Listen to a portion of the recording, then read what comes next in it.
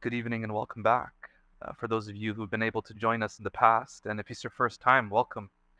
Hopefully, inshallah, you'll continue to join us. As promised, y'all got the floor chairs, right? Alhamdulillah, we got them. Um, it took months, but we finally got them. Alhamdulillah, alhamdulillah. I'm glad.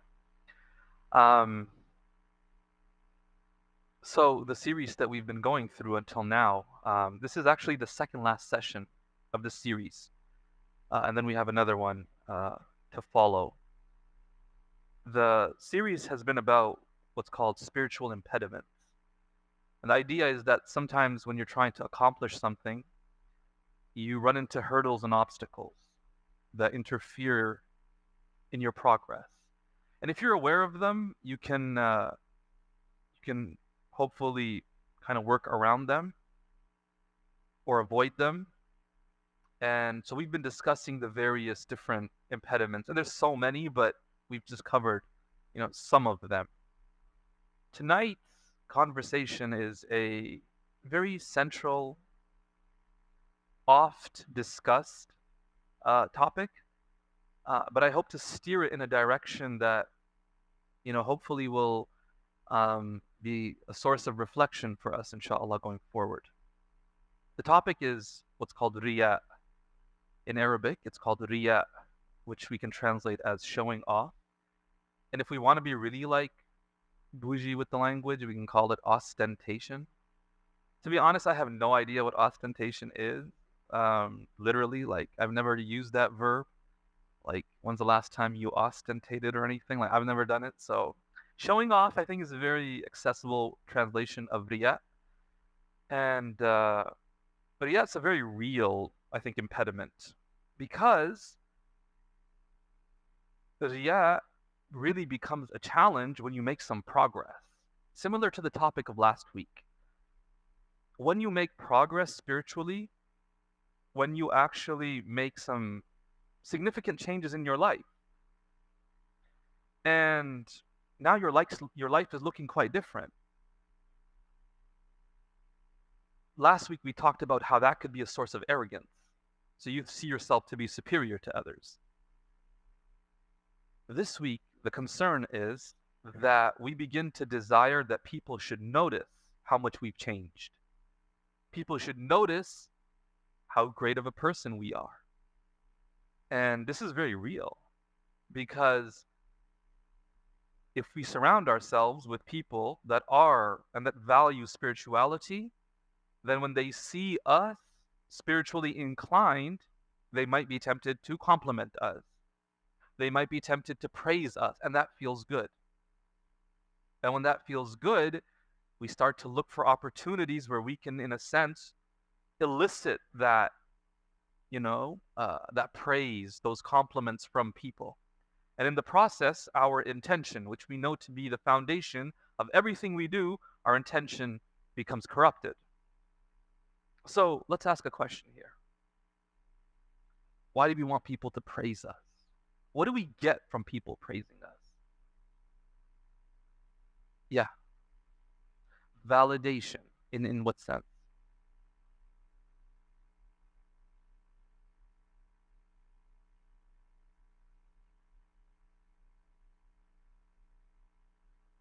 Right. So when we do something good and someone tells us, hey, like, I noticed you do this, mashallah, that's amazing, it kind of reassures us that we are actually doing good. What's the issue with that, though? If we get technical, what's the issue with that? Anyone? Yeah?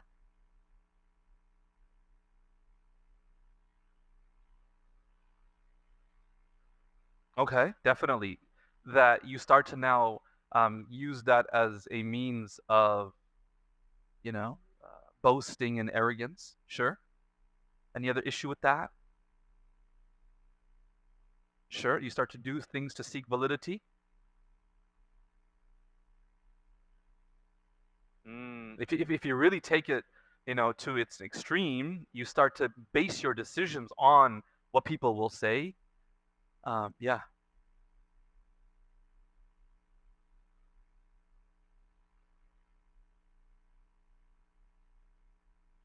right. But that's interesting because we were just saying that we get validation from people telling us, hey, you're doing great. So it kind of reassures us we are doing great. But there's a problem that I think you're getting at, which is outwardly it's great. Outwardly, what you're doing is probably great. You're probably praying, reciting Quran, giving charity, helping someone. But inwardly, if the intention is totally for the wrong reason, then are you actually doing good? And then it leads to that problem, which is you start to actually base your understanding of good and bad based on what people will say about it rather than inherently what's the action. Is it actually good? Sometimes we have to, does it ever happen, guys, that we have to say something or do something that might upset someone despite it being a good thing? Does that ever happen? What's an example? Stop gossiping. What do you mean?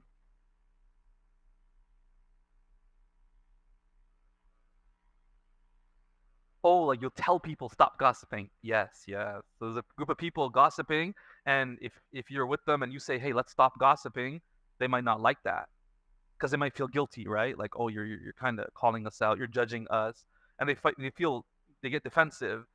But what you said is actually a good thing inherently, right? So there's instances. There's instances where we need to do something or we need to say something, and it might rub someone the wrong way. And if we base our moral compass on people's reactions, we won't say those things and we won't do those things. And so we start to realize that we seek people's praise for multiple reasons, one of them being validation. Another being, the scholars mentioned that we actually believe that people can benefit us. This is the core. The core issue is we don't recognize that Allah is an-nafi' ad-dar. The only one who can truly benefit me is God. And the only one who can truly bring any harm my way is Allah. Now, when you hear that, it sounds a little abstract, no? How many of y'all would say, well, that's a little abstract? Yes, theoretically, ultimately, if you trace everything back, truly it's God, but like, people can kind of harm me. No? What do y'all think? Like real talk, real talk. Be real with me here. Not the Sunday school answer. The Sunday school answer is that no, an-nafi' ad-dar is Allah, and that's it, and end of story. But we're trying to like walk through how we moderns sometimes think about these things. We're like, no, someone can actually cause me harm. Someone can be a means of great benefit for me. How are you going to say that only Allah? Y'all ever have that thought? Question? So here's one way to think about that. It's a matter of what constitutes true benefit and what constitutes true harm. True harm. Because we could start now, thinking about harm and benefit on a spectrum. Yeah, someone might say something that hurts your feelings a little bit. So they tell you that, they criticize you unfairly. That hurts. You feel some harm. How serious is that? Someone could physically harm you.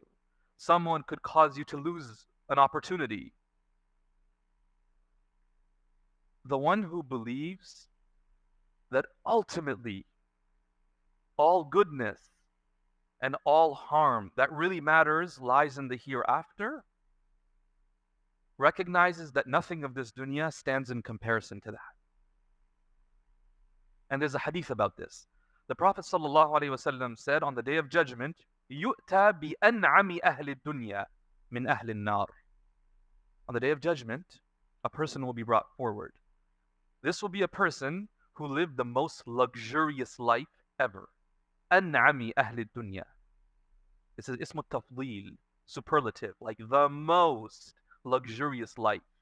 They will be brought, but they will be this will be a person who is destined for the fire. They will be brought, and after living a life of, let's say, 70, 80 years, full of luxuries, like just hedonistic pleasures, فَيُصْبَغُ صَبْغَةً فِي النَّارِ. They will just be dipped for a moment in the fire. And after that, they will forget all the blessings of the world. Every moment of happiness will be forgotten.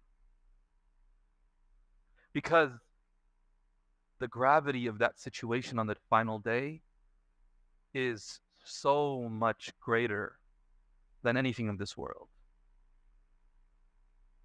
This is going to be a heavy one, guys, but just bear with me here. What's the worst thing that could happen in life?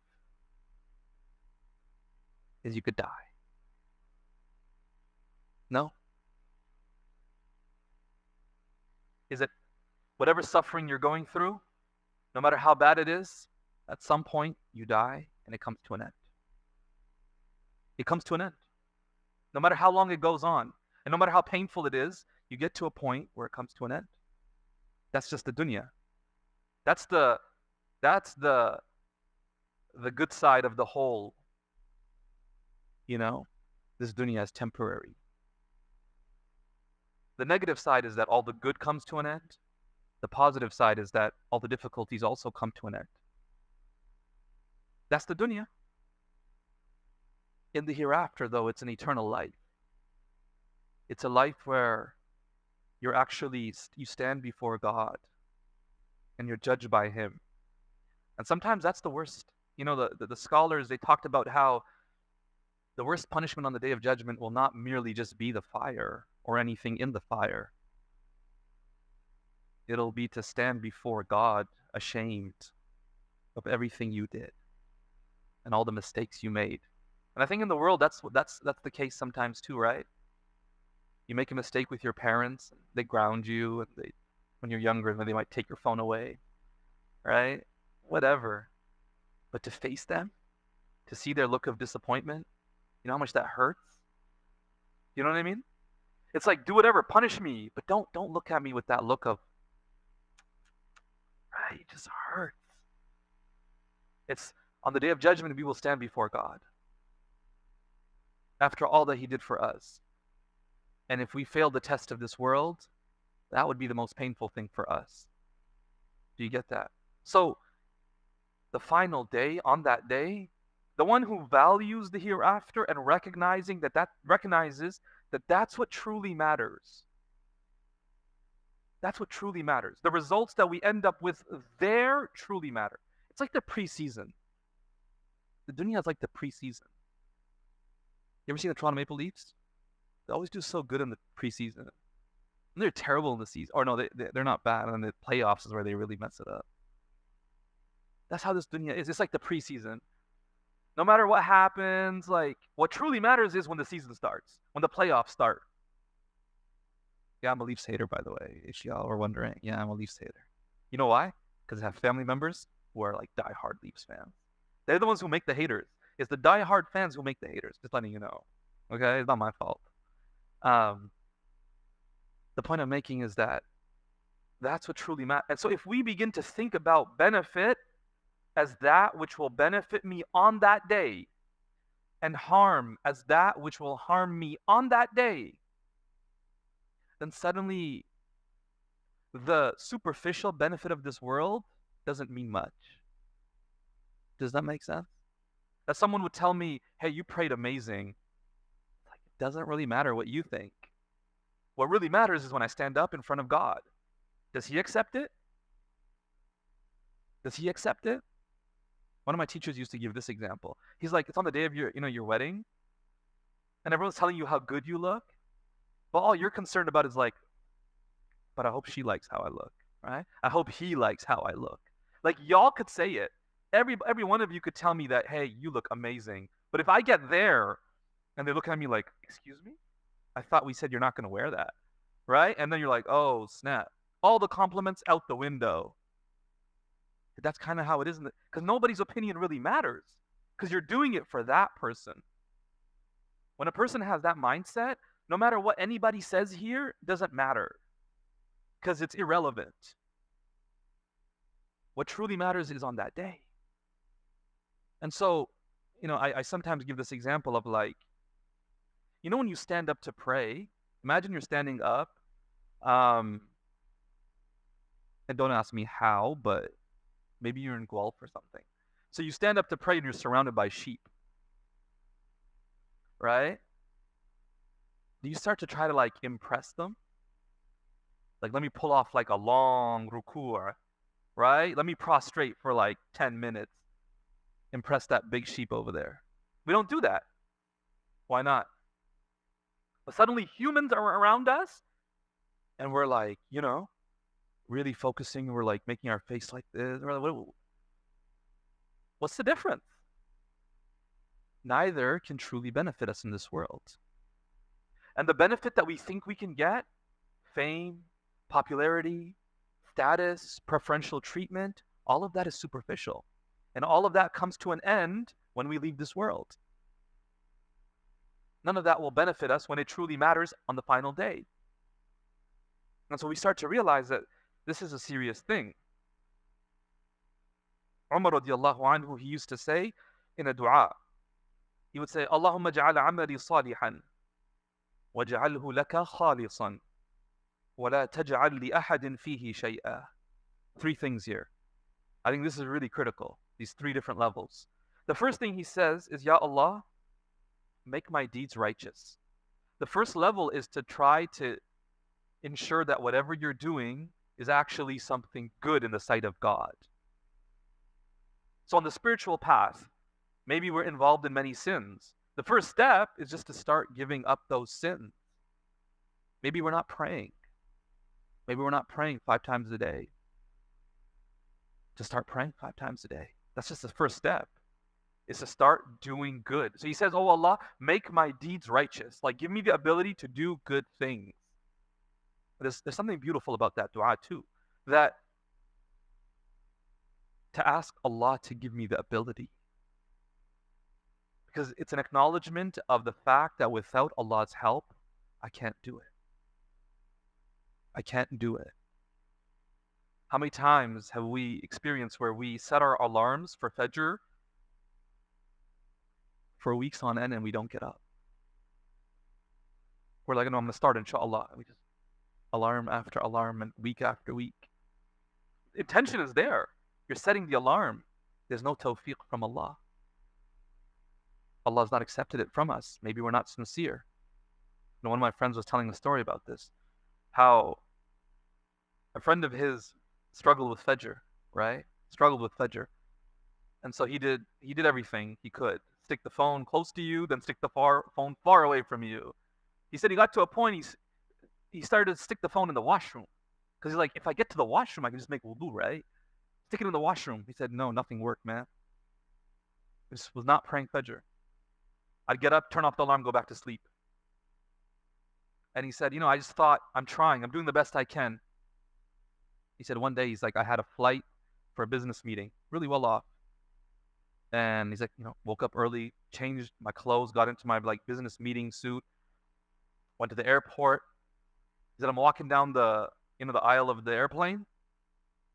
And people have the adhan on their phones that goes off at prayer time. It went off. He says, I pulled it out to turn it off. Like I always turn off my phone when the adhan goes off and when the alarm goes off. And he says, I looked around and I realized, wow, here I am on the plane, not in my washroom. I was able to make it onto a plane, having changed my clothes, ready to go for a meeting because it was important for me. He said, I broke into tears. I was like, wow, Ya Allah, this whole time I thought I was doing everything to get up for Fajr. It seems I just didn't want it as much as I should have wanted it. Because when it came to one business meeting, I was not only able to get up, take a shower, change my clothes, get to the airport, board the, everything security, all before Fajr. My phone goes off right there on the plane. The first thing Umar radiallahu anhu said, Ya Allah, make my deeds righteous. Allah help me. Sometimes we really struggle in trying to make the changes we need to make. And we can become despondent. We're like, man, I tried so hard. I can't seem to change this. Have you asked Allah? No, seriously. Have you asked Allah? Ya Allah, I'm trying. Make it easy for me to give this up. Make it easy for me to start doing this. Whatever it is.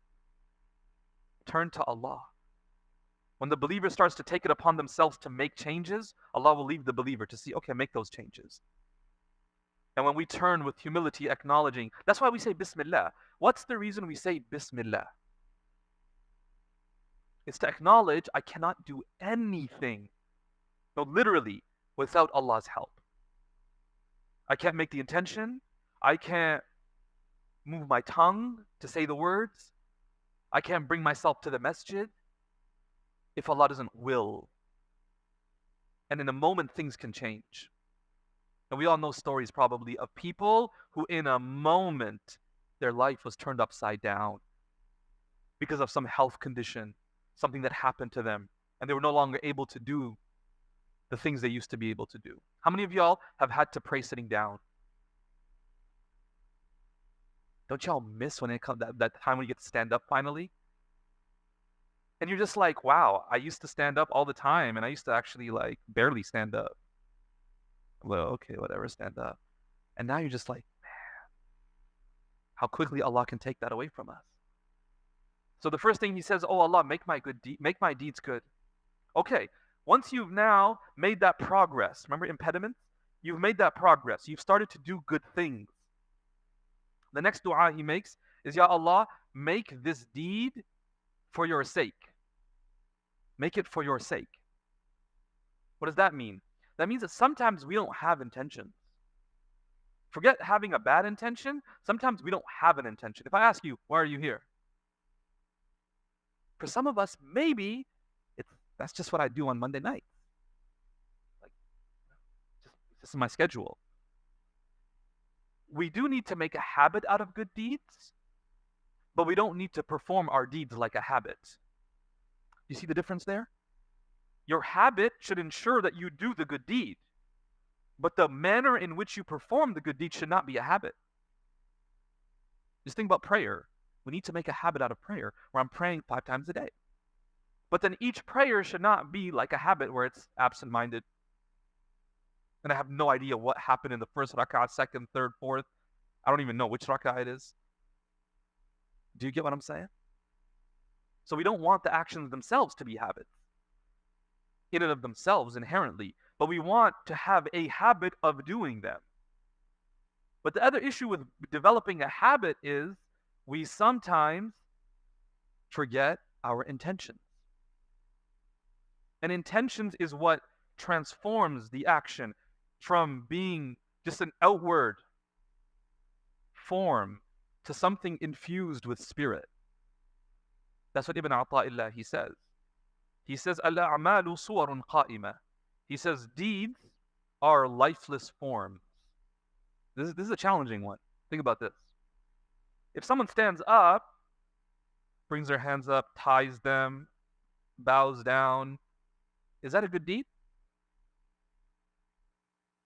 There's an outward form to it, no? There is an outward form. Ibn Ata'illah, he says, there's no guarantee. He says it's just an outward form. And he says deeds will always be lifeless forms. He says, وَأَرْوَاحُهَا وُجُودُ سِرِّ الْإِخْلَاصِ فِيهَا. He says the spirit of any deed is to infuse it with sincerity. And so, can you stand in prayer and do a bad deed?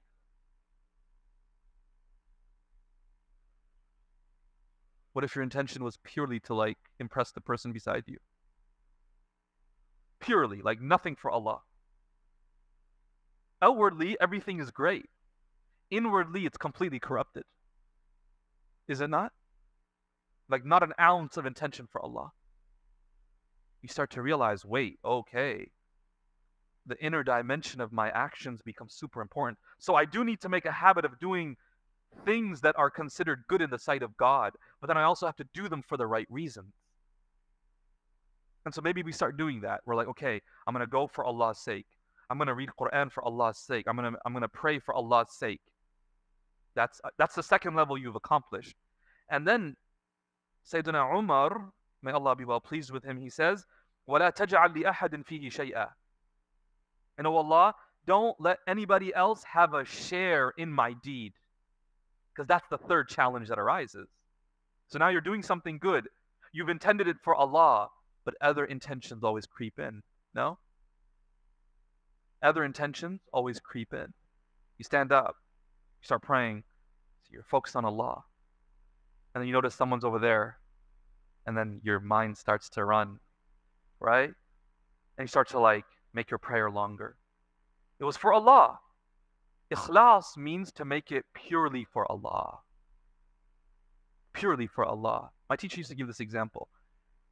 And we give a lot of human examples for us to like understand why it's such a serious thing. My teacher used to say like, it's a wild one, I know, but I think it illustrates the point. It's like it's like if a husband says to his wife, like, I love you 99%, 1% I love the neighbor. You'd be a little bit suspicious, like, what? She's like, don't worry, 99%. He's like, don't worry, 99% you. She's like, but wait, why 1% over there? What's going on? No? That's ikhlas. Ikhlas is, if someone says, well, 99% for Allah, a little bit like I kind of want this, unacceptable. Just like it's unacceptable to that wife. Like, why? No, I want 100%. No 1% over there to the neighbor. Allah wants 100% from us, solely for Allah.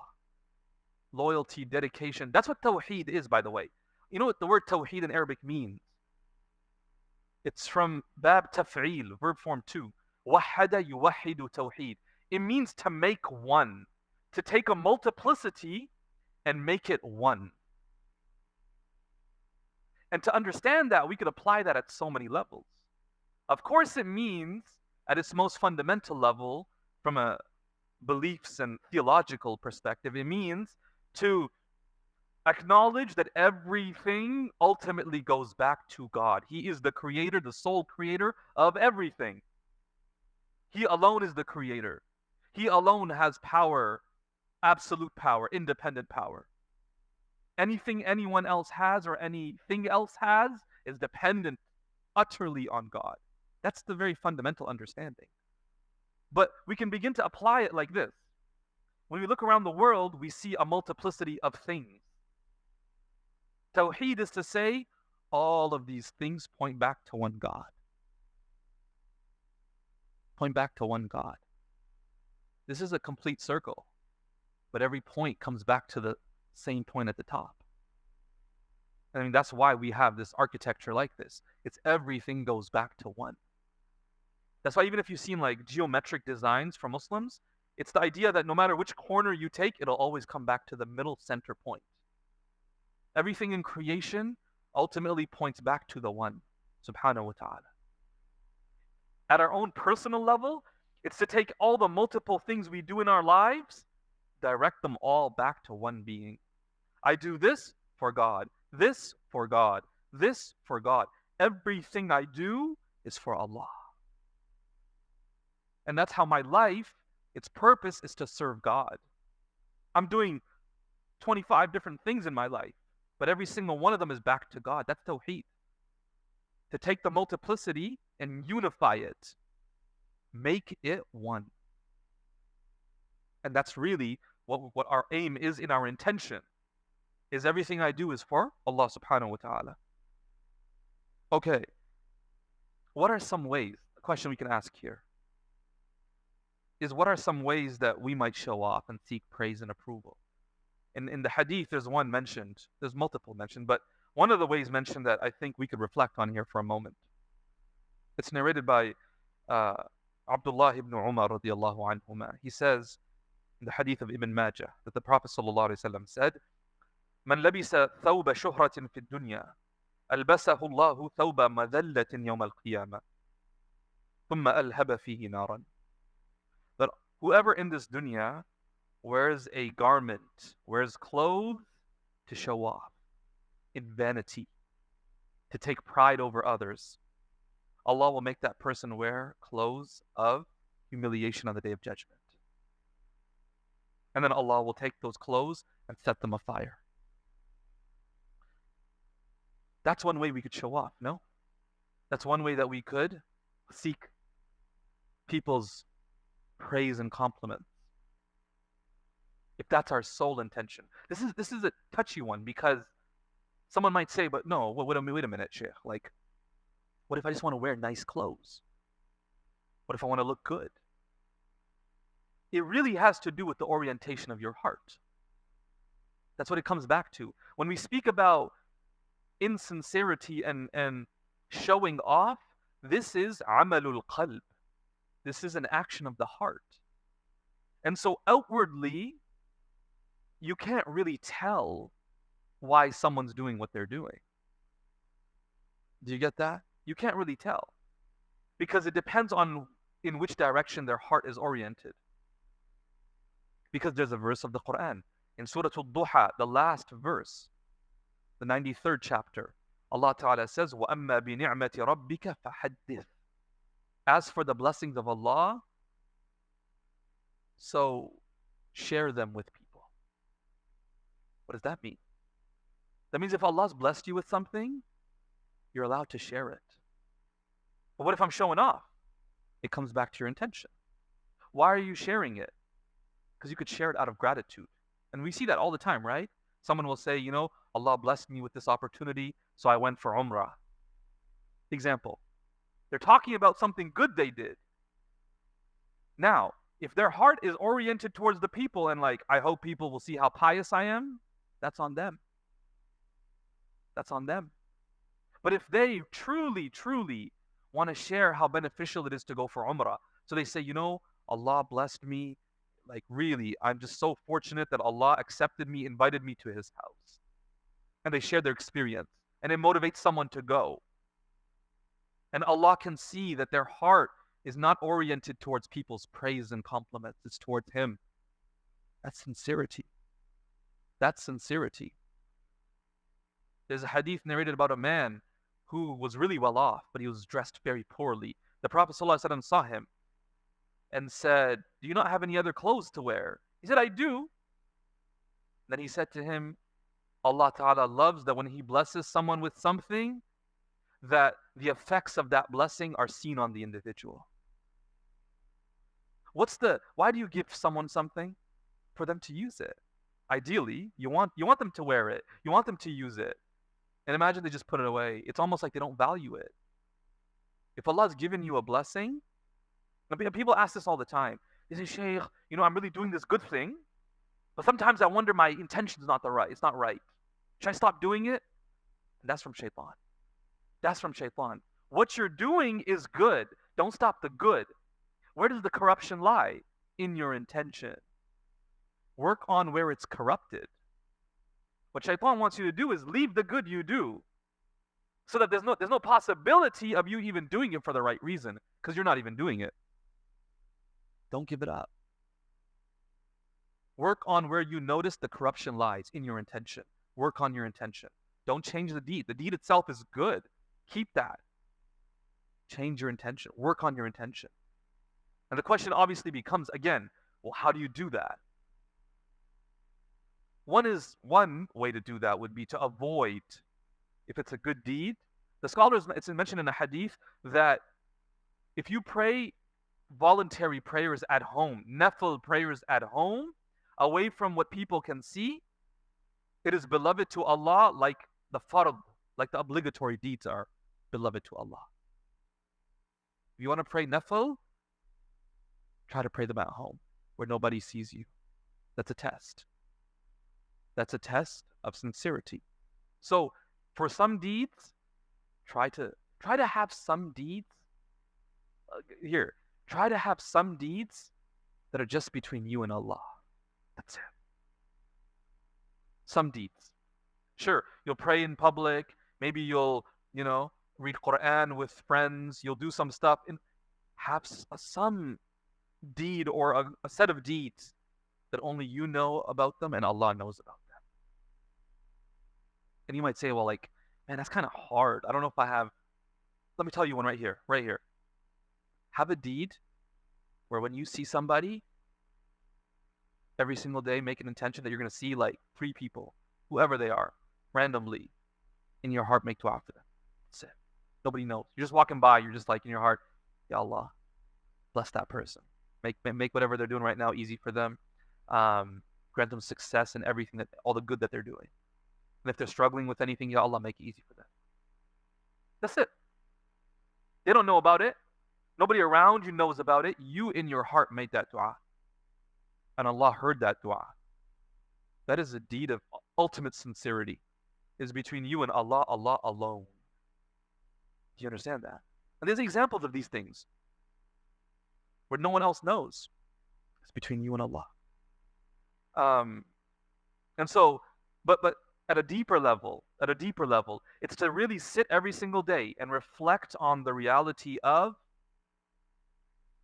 what do I really want from people? Like, do I really want their praise? Do I really want them to say good things about me? What does that actually do for me? Do I really want them to be following me on social media? What does that do for me ultimately? Nothing. If I pass away tomorrow, nothing. None of that does anything for me. Because people could say whatever they want about me, and if it's not true, it doesn't matter then. And Ibn Ata'illah, he says, look, people are going to judge you, let's say, and give you compliments based on their good opinion of you. So they saw you, recite Quran, and they're like, MashaAllah, amazing. Because they're holding a good opinion that you what? That you have a good intention. He says, but if you know in the depths of your heart you're doing it for the wrong reason, don't ignore the certainty you have about your intention. Don't ignore that. And instead, believe somebody else's good opinion. Isn't it wild? Like, deep down, we will know we're doing it for the wrong reason. But just because someone else holds a good opinion, I'm like, well, maybe I'm doing it for the right reason. Like, you know you're not doing it for the right reason. So it's really to be honest with ourselves. That's truly where most self-transformation and rectification begins. It's looking in the mirror and just being honest with what we see. And that can be very difficult. It can be very challenging. So, I was thinking about this topic, right? Because how many of you have heard a talk or like attended a lecture on this topic of showing off? Ostentation, mashallah. Yeah? And I was thinking about this. Because I think there's also another issue that often does not go addressed. And I thought we could talk about it a little bit today. Because let's say I'm encouraging everybody, including myself, firstly, guys, we need to make Allah our priority in life. We have to do whatever we do for His sake. But what if my default psychological frame is to be a people pleaser? How would you ever develop sincerity in your intention if from a young age your default way of looking at life is to be a people pleaser? Is your constant, not even in good deeds, by the way. Not only, we've been talking a lot about like good stuff, right? Like doing good deeds and stuff and making sure that those good deeds are for Allah. What if a great deal of your daily life is governed by how your actions will make others feel? How would you then be able to shake that totally and just be focused on Allah and do everything for Allah? Do y'all get where I'm coming from with this question? How challenging it would be for somebody whose default way of being in the world is a people pleaser? So I wanted to explore that a little bit. Why are we people pleasers? What are the signs that we're people pleasers?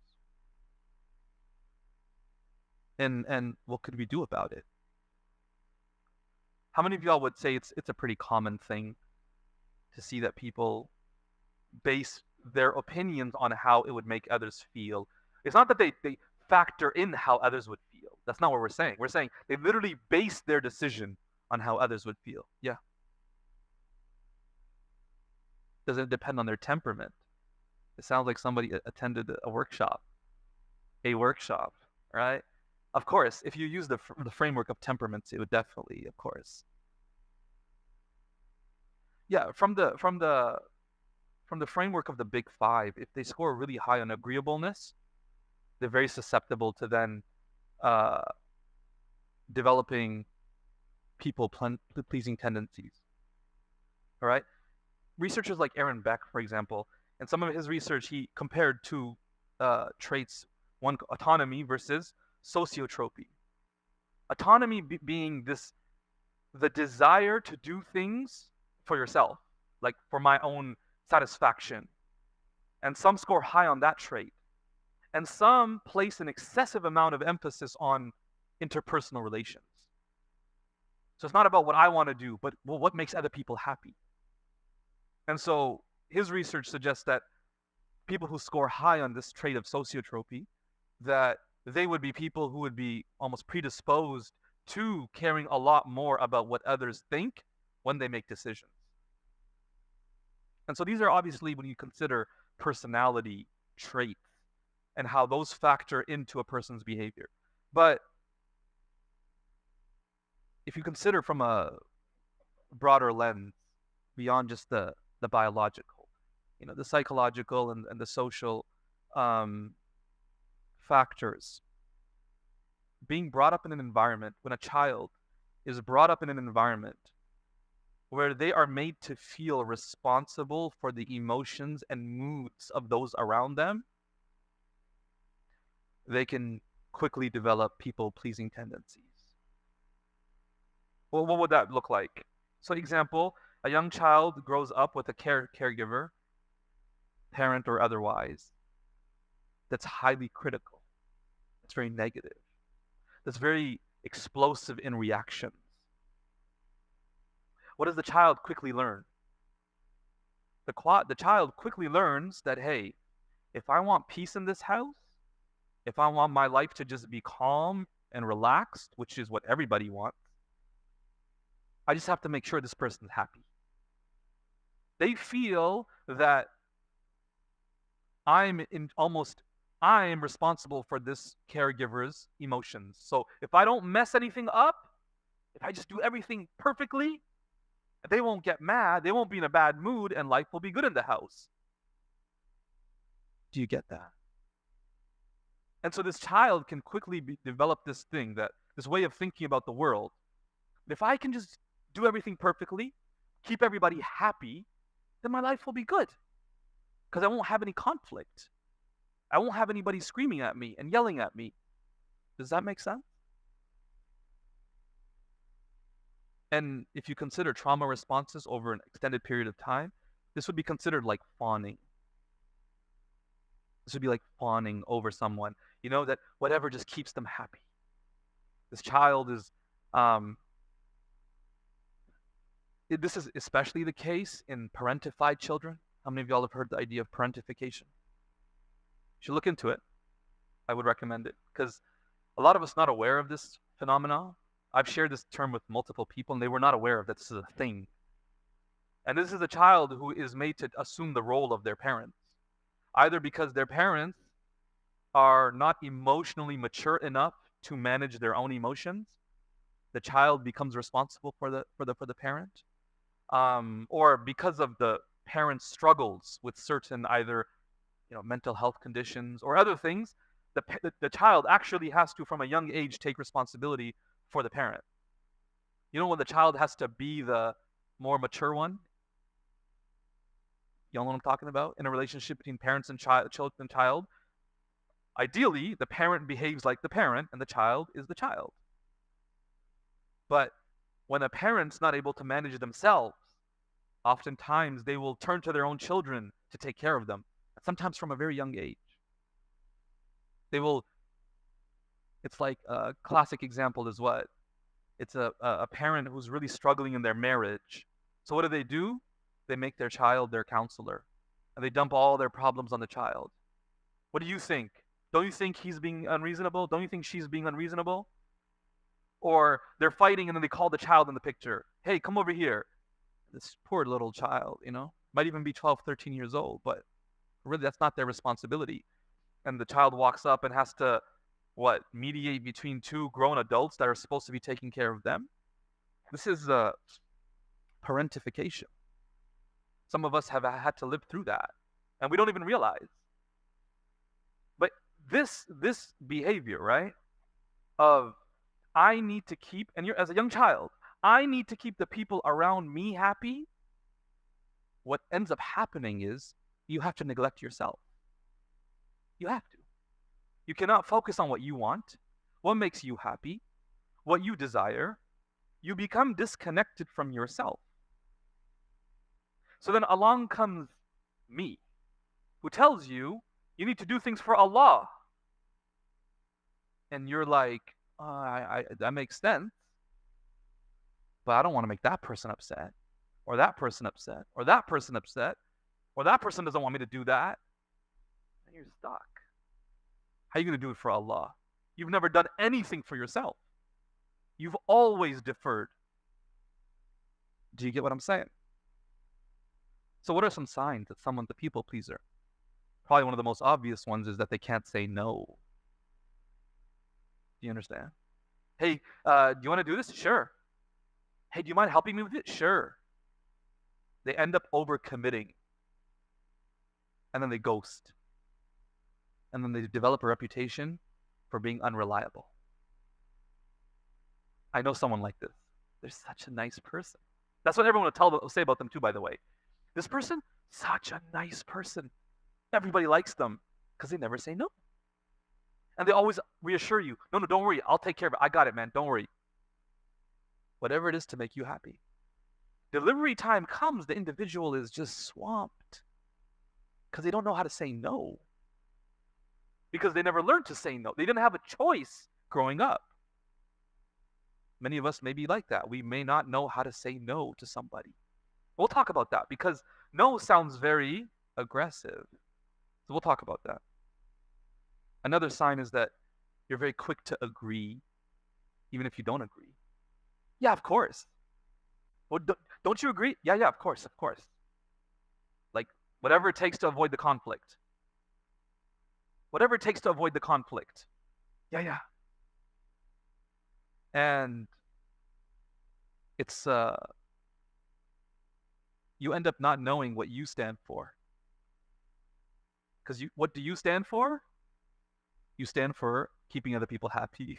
Right? That's what you stand for. You have no idea what you believe. You also quickly learn what? I should sacrifice my needs, my wants for other people to keep them happy. You become very convenient as a friend, by the way. You know that? Because why?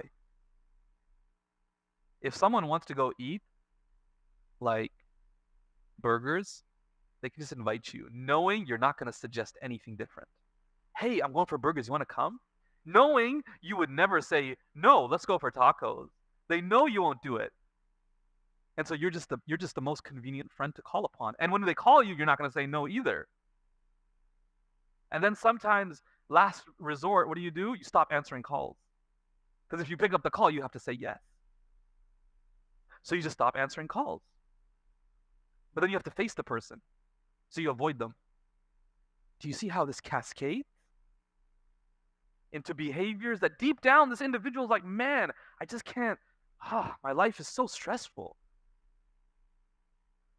Well, it's because we haven't really learned, right, to stand for ourselves. We feel guilty. Another sign is that you feel responsible for the emotions of others. So, someone's upset. It may have nothing to do with you. Let's say someone told you that a friend is upset. Hey, so-and-so's upset. Now you feel responsible. I need to do something to make them feel better. Because you're not used to, because you're in that role of always keeping everybody happy. Even if you're not responsible for it, but I still feel responsible for cheering them up, finding the solution. You suppress your own emotions. You numb your own emotions. In the process, you're disconnected from yourself. This has serious consequences, by the way. If we numb our emotions, suppress them, this has serious consequences. Because sometimes people say this, right? They say, people pleasing doesn't harm anybody, so what's the big deal? Right? Isn't it good? You just keep everybody happy. Life is good. No, it does harm. It harms the pleasers themselves. They have no idea who they are, what they want. Nobody can connect with them. because they're like hollow inside. Do you know what I mean? Imagine, imagine when you get to meet somebody for the first time, you try to learn about them, right? What do you like? Imagine someone who's like a chronic people pleaser. It's very challenging. Someone asks them, "What do you like?" Like, whatever you like, right? Like, whatever you like. I like what you like. Because if that keeps you happy, makes you my friend, we're good. That's what makes me happy. And so then people are like struggling to connect because like I want to get to know this person. There's nothing there to know beyond this person just wants to keep me happy. And so then it's easy to become manipulated. And it's easy to become overlooked because this is the low maintenance friend. We sometimes call it a low maintenance friend. It's almost like a virtue. This person needs nothing. You don't have to invest in that relationship. But then the person is a human being at the end of the day. And they begin to develop resentment. Nobody cares about me. They won't say it. They won't say it because that would mean voicing what they want. But they feel disrespected. They feel disregarded.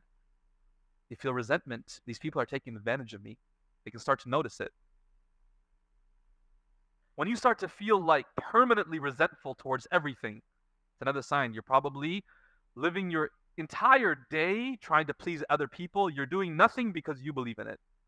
So then everything just feels like a burden. You feel powerless because you have to do it. And then you develop resentment. And so there's many signs.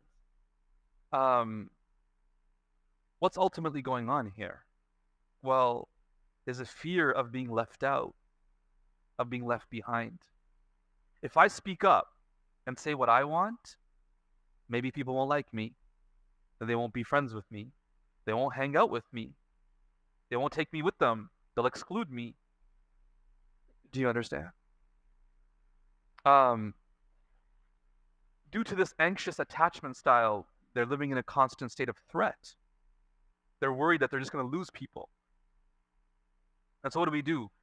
In hopes of trying to control the situation, we try to control other people's perceptions. How do I do that? By just giving them what they want. If I give them what they want, I can be assured that how will they perceive me? Positively. And so I remain in control of the situation. If I choose to voice what I want, I don't know what the reaction will be. And it'll remain uncertain. Do you understand? Yeah, do you ever have that?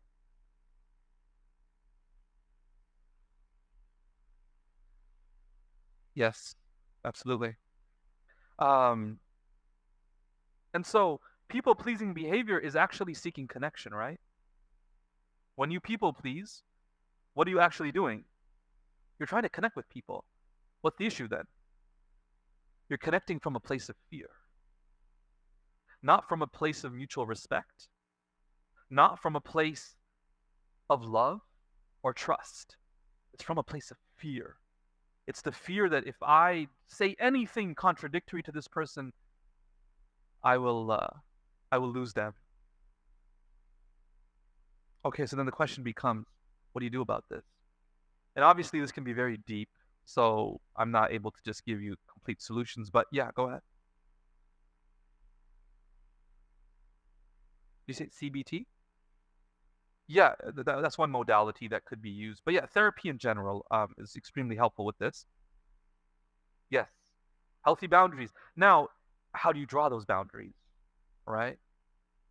It's primarily through communication. But here's also where people struggle. Because we need to differentiate between kindness and people pleasing. What's the difference?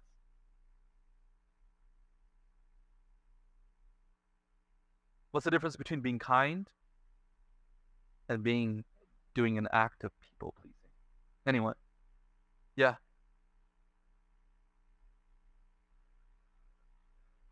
But sometimes you do. Even in an act of kindness, sometimes you will sacrifice your own needs. No? You know what I mean? Like you really want something. You're like, you know what? I want to do the like I want to do a good deed, so I'll give it to them.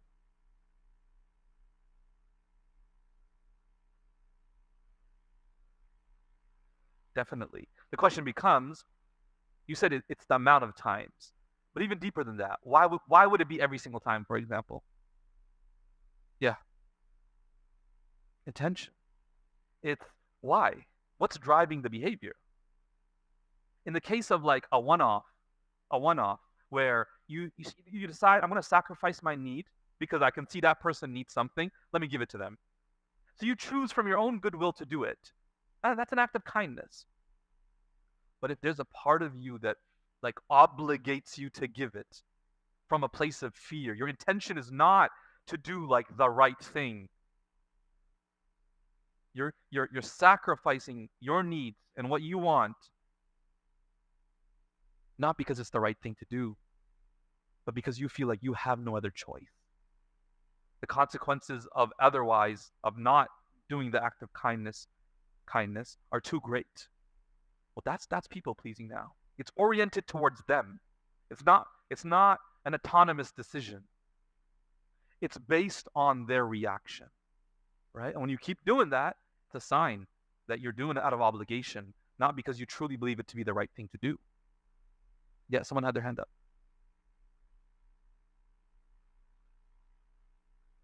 Absolutely.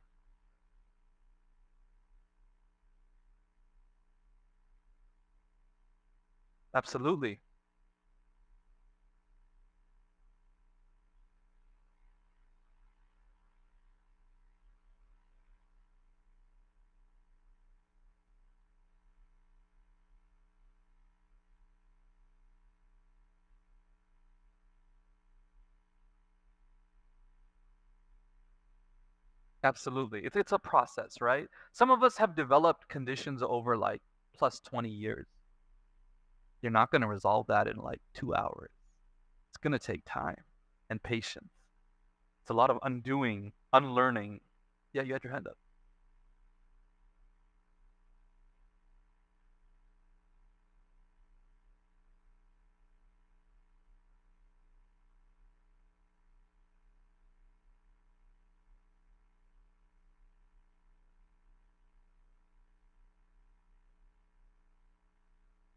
Okay. You're saying how you feel afterwards. So if you feel, closer to Allah, it's a sign it was a good deed. And if you just feel a sigh of relief, like, okay, they're happy with me, then it's a sign of people pleasing. Okay. Yeah. Or resentment, definitely. Yeah. Now, drawing boundaries you were talking about, right? And that's communicating. One of the things with no is that's very hard to say. And that's where, there's many different communication styles, but I'll mention four here, um, depending on how you think about communication. But y'all have heard of four passive, aggressive, passive aggressive, and assertive. Y'all have heard of these four times, the styles? So you have passive. People pleasers tend to speak and communicate passively. So what does that sound like? That sounds like I'm okay with whatever you want. Constantly a person saying, I'm okay with whatever you want. The key here is constantly. Do you get what I mean? Like if you go out with some friends and you're trying to decide what to order, and you're like, yeah, I'll take whatever you get, that doesn't mean you're necessarily a people pleaser. It's if that's your default way of functioning everywhere you go. I'm okay with whatever you want. That's passive. I have no opinion of my own. Aggressive would be something like, this is what we're doing. Like there's no room for discussion. There's no room for conversation. Um, this is it.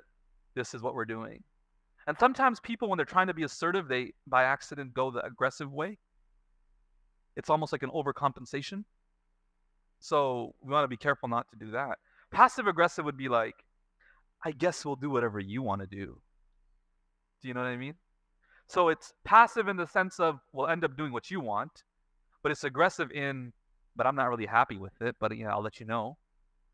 I guess we'll do whatever you want to do. And assertive would be something like, I would prefer if we did this. We're open to a conversation. We're open to a discussion. We're open to reconsidering your perspective, my perspective, but my current preference is to do this. And you're very clear about what it is that you would want. This takes a lot of practice to become comfortable with it. To the first time you might ever say this, like, how many of y'all can remember the day you might have first disagreed with an authority figure to the like in front of them? How many of y'all can remember that first time? But how it drew up all the courage from within your being to say, no, I disagree respectfully. And hopefully you said it like that, right? Not, you know? But you get what I'm saying? If you can recall the first time where you have like a very, very serious disagreement, you say, you know what? I'm sorry, but I totally disagree with this. And maybe this was someone you listened to your whole life. We've always done what they've said. But a day came where you just could not go along with it. It was just too blatantly wrong. The amount of courage that you need to summon to take that stance. So you don't always jump directly to that level of communication, assertive communication. You might start in a much smaller capacity. Maybe just with friends, you might start just asserting what you like in conversation and seeing how that goes. But it is something for us to start thinking about. If we're working on our sincerity and our ikhlas and not showing off and making Allah the focus of the good that we do, well, the first step for some of us will have to be freeing ourselves from the anxiety of people pleasing. Because it is a very anxious existence. And it's exhausting. When you're constantly living concerned about how everybody else is feeling, you're ignoring how you're feeling. You're not even aware of the anxiety within you. It's very difficult. And the discussion about doing it for Allah becomes a secondary conversation. It just becomes a means, it becomes really a focus of, can I free myself from the pressure that I feel all the time from the people around me? That becomes the first step. And so the reason I shared this was so that if any one of us really, can identify with some of the signs and the symptoms, and we kind of see ourselves in some of the descriptions, that we can seek help, inshallah. You don't have to live that way. You don't have to live a life riddled with anxiety about how others are feeling. A life where you feel responsible for everybody else. You don't have to do that. There is an alternative way of being in the world. And sometimes seeking help is really the most important step that we can take. Yeah, go ahead.